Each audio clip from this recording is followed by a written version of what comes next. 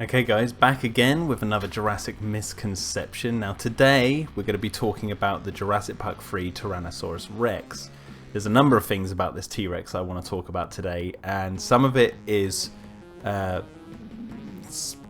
funny, some of it is silly, and some of it is interesting from a misconception standpoint. So, first part. This came about, I wasn't going to do anything about the Jurassic Park 3 T-Rex, but this came about originally during the whole conversation in the Jurassic fandom about the consistency of the T-Rex seen in Jurassic World and Fallen Kingdom compared to the original film. Everyone was going over how consistent it was, and a lot of people saying that the new Jurassic World version doesn't look anything like the original one. It's too different, and this, that, and the other. My thoughts on that are all in another video on this channel where I go over the T-Rex design, so I'm not going to get into that today. But something that struck me when this whole conversation was going on was the idea that the T-Rex looking different in the newer films compared to how it looked in the original film sat odd with me, because in the original film there are two designs in the original film. There's the Stan Winston animatronic and there's the CGI version, and in order to get a sort of middle ground of those two, the filmmakers in the Jurassic World movies blended the designs of the animatronic and the CGI to get what we now see in the Jurassic World movies.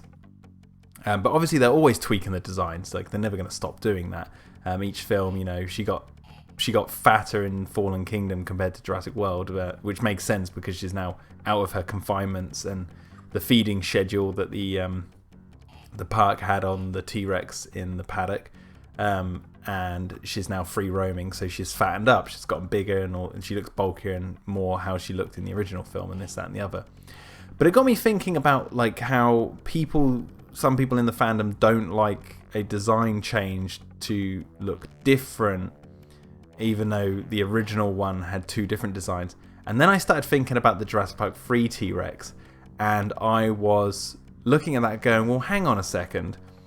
That animatronic T-Rex is the bull Tyrannosaurus animatronic from The Lost World.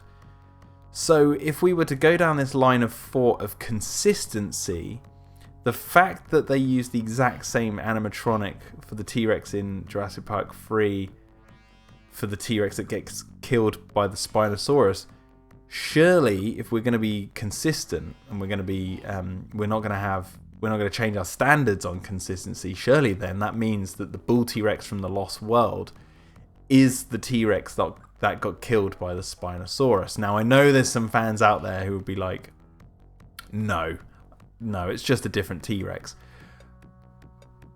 I believe it's a different T-Rex, but I also look at it and go, well, it's got the same exact scars on the mouth, and I did some digging for this, even the CGI T-Rex in Jurassic Park 3 has the cuts on its mouth. They're a little bit different, but as we've established, the CGI and animatronic T-Rexes in the films, they don't tend to be consistent with each other in terms of design and that. And I know the bull T-Rex in the Lost World CGI has the big scars on its face, and so does the animatronic. They're slightly different, but they're there just so you can tell that it's the same dinosaur. But Jurassic Park 3, I guess they tweaked the brightness of the green of the T-Rex, especially in the CGI version. But the animatronic, I think they only repainted it. They only just gave it a new gloss of paint. They didn't change the design of that T-Rex whatsoever. So that led me to dig deeper into the T-Rex in Jurassic Park 3 and what was going on with that design-wise, according to the filmmakers. And I did speak to some fans about this idea that, hang on, well, if we're going to be, if fans are going to hold the filmmakers' feet to the fire in terms of the Jurassic Park T-Rex design carrying over into the Jurassic World T-Rex design, then why do we choose to ignore that the dinosaur that looks exactly the same from one film to another is actually the most consistent T-Rex that we've had in terms of animatronics between The Lost World and Jurassic Park 3, because they use the exact same animatronic. Why do we choose to ignore that? And one of the things fans brought up to me was, well, they're a different size. The male T-Rex in The Lost World is a fully grown T-Rex, and the one in Jurassic Park 3 is a subadult. Now, I heard this all the time, and even some people believe that the T-Rex in Jurassic Park 3 is the infant that we saw in The Lost World. I don't buy into that because the colorations are different in design. But I'm more inclined now. I don't actually believe this, but there's more evidence to suggest that the T-Rex in Jurassic Park 3 is the bull T-Rex from The Lost World when you read things like the script. And it says things like this. Exterior clearing, continuous day. Our friend stopped dead in the tracks. Amanda stifles a cry. Before them lies the immense unmoving sauropod. Grant, don't worry, it's dead. Then a full-grown bull Tyrannosaurus rises up from behind the carcass. It was feeding, its mouth mottled with blood, and Carrion Grant freezes. So we know this is the scene where the T-Rex lifts its head up behind the carcass and sees the group in Jurassic Park 3. Now note that it says a full-grown bull Tyrannosaurus, so it's a male T-Rex rising up, but it's fully grown, so it's not meant to be a subadult at all. Now, I wanted to double check this, so I went to the Jurassic Park 3 junior novelization, and I went straight to that, and I was like, did this carry over into this? And it says right here, don't worry, Alan said, it's dead. The sauropod looked like a Datuosaurus, I hope I'm pronouncing that right, a 50-foot-long Middle Jurassic herbivore whose fossils were found in the Dashaku quarry of central China. Probably mispronounced that horribly. Datuosaurus lived in well-watered lowland, but how could a dinosaur that large even make it into this clearing unless there was another way in he hadn't been spotted? With a low, shuddering growl, a full-grown bull Tyrannosaurus rose up from behind the carcass it had been feeding on the plant eater. So again, this junior novelization lays the claim that the T-Rex is a fully grown bull T-Rex. And we know that the bull T-Rex in The Lost World was a fully grown male T-Rex.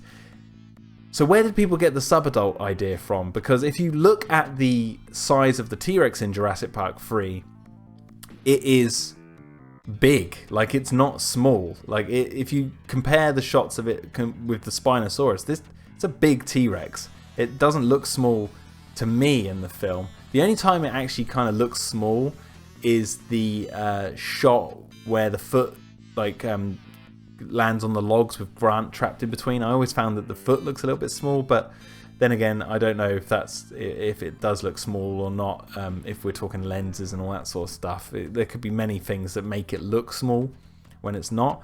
But I believe that it's meant to be the full-grown T-Rex. I mean, they did just use the animatronic from The Lost World, so scale-wise, I believe, yeah, and as the script says, they were going for a full-grown bull Tyrannosaurus. Now, the subadult misconception comes from, I believe, the size chart. Now, I've got the Japanese version of the size chart right here. I have two versions of this, but this is the Japanese one. And it has the T-Rex there next to a mock-up of Grant. You have to bear with me here. The Spinosaurus is there as well. And they've noticeably made the T-Rex tiny. Like, that looks small compared to that human. Like, that's not that big. That's like Allosaurus size. And the length here, it says 4.4 meters tall and 11.3 meters long. So obviously this size chart is not, to me, a lot of people took it as fact, but for me that size chart was just sort of marketing material, and they didn't want, and obviously that came out with the DVD, and I don't know if it came out before the film's released, so someone in the comments might have to actually correct me on that, but I believe that during the time between the film came out and the DVD, they probably got wind of some of the fans' reactions to the T-Rex Spinosaurus fight. And at the time, as many fans might know, there was this big contention about, was the fight justified or not? Was the Spinosaurus a worthy successor to the T-Rex? This certainly happened. The T-Rex fans versus the Spinosaurus fans. It was a very well-known thing in the fandom. But my theory, now this is my own theory here, is that they heard some of the backlash and they thought, well, how can we bring some of this down? So on the size chart and the marketing promotion, they started to change the size of the T-Rex to be smaller, when in the film and in the script and everything leading up to that tells us it's a full-grown bull Tyrannosaurus. Whether or not that bull T-Rex is meant to be the bull T-Rex from the Lost World Jurassic Park is entirely up to you. I'm not saying it is or it isn't, but I will hold the people who complain about the consistency of the T-Rex from Jurassic Park to Jurassic World.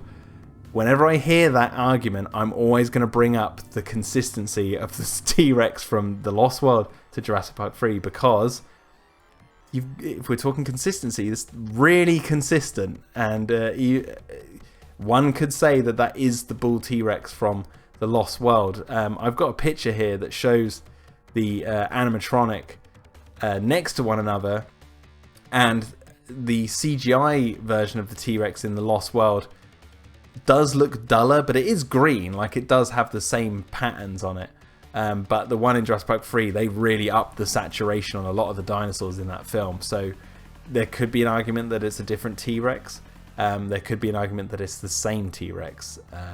But I will, because actually another thing is the scars on the T-Rex in the Lost World they look relatively new. Like they're not exactly scars, they're still fresh cuts, or they look like they're fresh cuts. So whether or not they healed more leading up to Jurassic Park 3, who knows? But I figured that the misconception that I wanted to tackle today was the size of the T-Rex in Jurassic Park 3. To me, it's a full T-Rex. I'm going with the script, I'm going with the junior novelization, I'm going with the visuals in the film. It looks big, like it looks full size. And unless we see the bull T-Rex from the Lost World specifically somehow in a future movie or something, at this moment in time, I'm inclined to think that the bull T-Rex may have bit the dust in Jurassic Park 3, but that's up for opinion at this point. So, or you know, your own opinion.